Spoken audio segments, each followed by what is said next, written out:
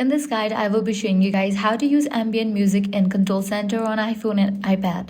Let's get started. First, open your Control Center by swiping down from the top right corner of your screen. Once it's open, tap the Add button in the top left corner. Then tap Add a Control at the bottom of the screen and scroll down to find Ambient Music section. Here you'll find 4 options. Sleep for winding down, chill for relaxation, productivity to help you focus, and well-being for meditation and self-care. Let's add chill to Control Center. To do this, tap the chill control. You can view the current playlist or switch to a different one by tapping chill again and selecting your favorite playlist.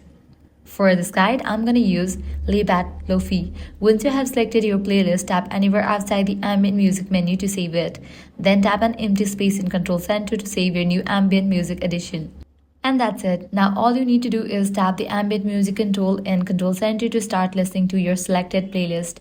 If this guide helped you out, do not forget to like, share and subscribe.